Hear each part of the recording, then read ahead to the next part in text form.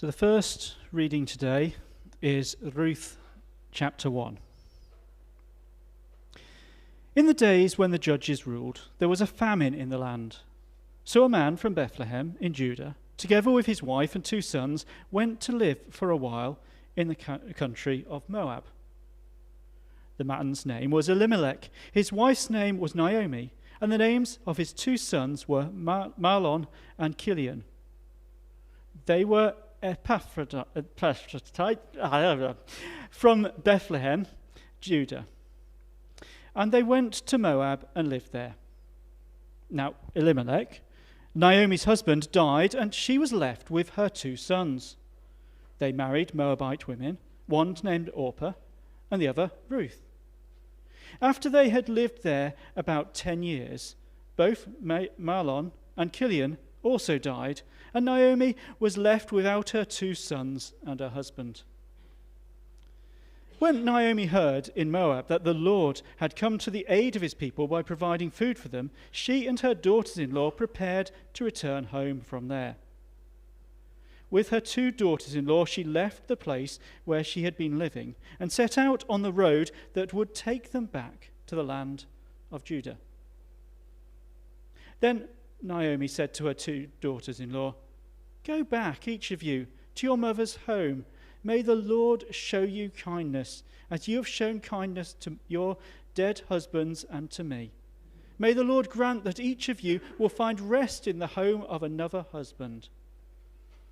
Then she kissed them goodbye, and they wept aloud and said to her, "We will go back with you to your people." But Naomi said, "Return home, my daughters. Why would you come with me? Am I going to have any more sons who could become your husbands?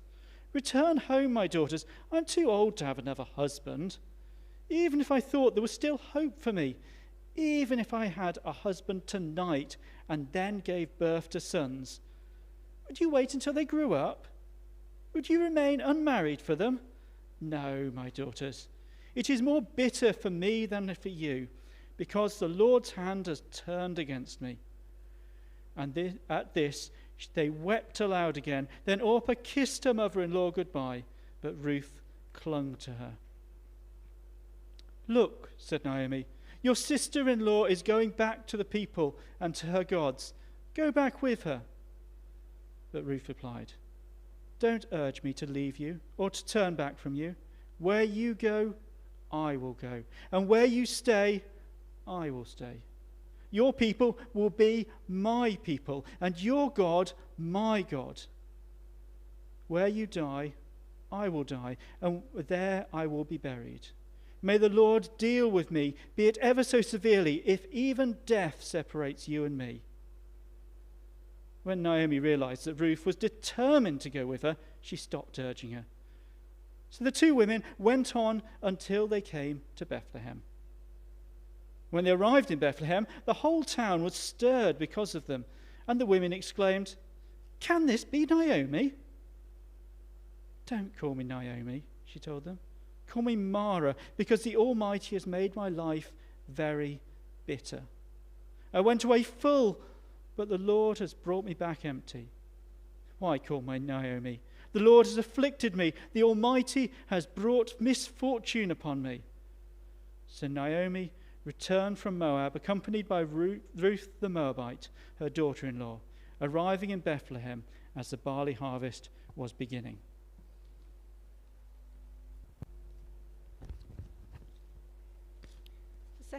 The second reading is from Matthew chapter 2, verses 1 to 12. After Jesus is born in Bethlehem in Judea, during the time of King Herod, Magi from the east came to Jerusalem and asked, "Where is the one who has been born King of the Jews? We saw his star when it rose and have come to worship him." When King Herod heard this, he was disturbed, and all Jerusalem with him. When he had called together all the people's chief priests and teachers of the law, he asked them where the Messiah was to be born.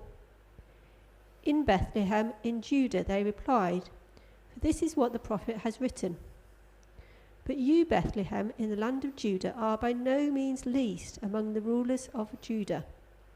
For out of you will come a ruler who will shepherd my people Israel." Then Herod called the Magi secretly and found out for them the exact time the star had appeared. He sent them to Bethlehem and said, "Go and search carefully for the child. As soon as you find him, report to me, so that I too may go and worship him." After they had heard the king, they went on their way, and the star they had seen when it rose went ahead of them until it stopped over the place where the child was. When they saw the star, they were overjoyed. On coming to the house, they saw the child with his mother Mary, and they bowed down and worshipped him.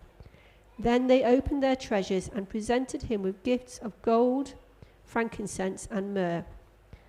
And having been warned in a dream not to go back to Herod, they returned to their country by another route. This is the word of the Lord.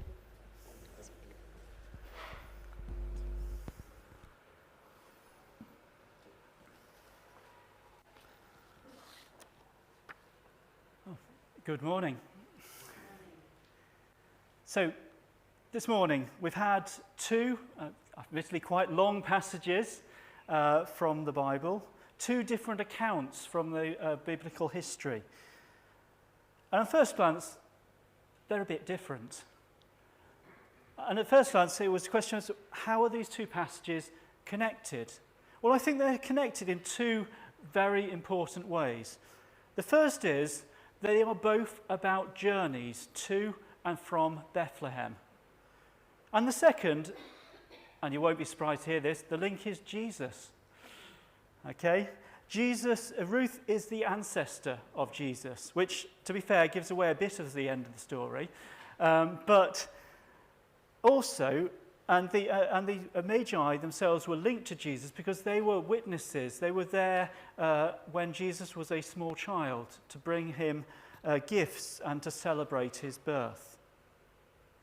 So both of these passages talk about journeys with an uncertain welcome. So Naomi and Elimelech go on a journey of desperation, hoping to find food in a foreign country.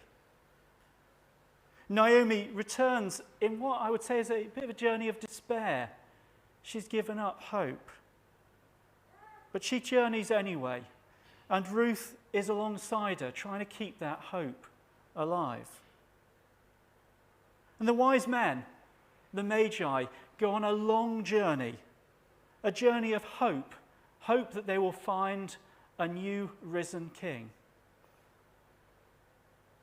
It's all about hope. So Naomi and Elimelech, going back to that first journey, they leave Bethlehem. They're trying to escape famine. They are looking for a better future. They're hoping for a better future. But that's not really what seems to have happened. Elimelech dies. And then both of Naomi and Elimelech's sons also die and leave behind two Moabite widows, no grandchildren. So Naomi is alone. In fact, in some ways, she's worse than alone because it's not just her. There are two other women in a society where women on their own would struggle to provide for themselves, when it is the men who would be doing the work. So I have to admit, when I read this story, I'm not entirely surprised that Naomi seems somewhat despondent. She's lost everything she had. She's in a foreign land with no friends or family other than two other women in a similar position. So indeed, when she comes back to Bethlehem later in the story, she asks to be called Mara, which means bitter, because she says, "The Lord has afflicted me. The Almighty has brought misfortune on me." So that's the first journey in today's passages. In the second journey, the three women set off back to Bethlehem, coming from the east. because they've heard that the Lord has provided food to the people there. But Naomi stops the two women and says, no, go back. Because she can't see any future for these women if they go to Bethlehem. They should stay, find new husbands, build a new life. And to be honest, it's pretty good advice in this particular culture. There has been a long, long history of hostility between Moab and Israel. There's lots of passages in the Old Testament. I'm not going to quote from them now, but there was much fighting and death and destruction between those two peoples. So it's hardly surprising that Naomi doesn't really think there's much future for two single Moabite women coming to Bethlehem with her. So Orpah, she takes the advice and she turns back. And I can't really fault her for that. On the other hand, Naomi says she will stay. So Ruth says she will stay with Naomi. She still has hope. She still wants to cling on to the people, to Naomi's people. And more importantly, she wants to cling on to that God that Naomi has told her about. I'm talking of God. Where is God in this story? Because I certainly don't see God acting directly in this story. There are no miraculous healings of Naomi's husband or sons. There is no messages from burning bushes or stone tablets with God's commandments written on them. There's no miraculous food appearing on the journey to keep these three women sustained as they travel on the long way. No, God does not seem to be directly acting in this passage, but God is mentioned at least 5 times in that chapter. The Lord blesses the town of Bethlehem with food, which is why Naomi and Ruth travel back there. Naomi prays for the Lord to bless Ruth and Orpah as she tells them to go back. Ruth talks about God when she says, "Your God will be my God." She stays loyal to Naomi and to her God. But also the other 2 times that God's mentioned is when Naomi despairs and feels that the God has treated her harshly and that she has, and all the suffering she has is from God. But I think it's pretty clear in this passage that God is present. Just as Lizzie was sharing with us last week, God's hesed, loving kindness, is shown by Ruth to Naomi as she stays alongside her. So that's 2 of the journeys we've heard about in today's passages. The third journey, the Magi, they also travelled from the east to Jerusalem. Sorry, not to Jerusalem, to Bethlehem. They went on a long journey. By some reckonings, it may have taken them up to 2-3 years to arrive in Bethlehem, based on the way that Herod ordered the death of all children under 3. So they travelled a long time. Why did they travel so far and so long? Why did they keep going? Not because they were expecting an extravagant welcome when they got there, but they travelled in hope. They travelled in the hope that they would be rewarded with a glimpse of Jesus, the King, God himself with us. So what does this all matter to us? Now, if we look around us, do we see hope? Or do we see people running out of hope? Do we see people who are fleeing war and persecution, seeking a welcome in this country and others? Do we see families who are unable to afford heating or food, are running out of hope? Do we see those who have long-term illness or are mourning the death of a loved one? Do we see those who just cannot see a way forward from where they are? So what about our hope? So in our struggles, do we cling on ever harder to God in whatever is going on? Or are we just giving up and putting our hope in other things, in our money, in our friends and family, or in political activism to change the world? Now, these are all good things, but if we're not hoping in God, all of the rest of the things we put our hope in are going to fall short.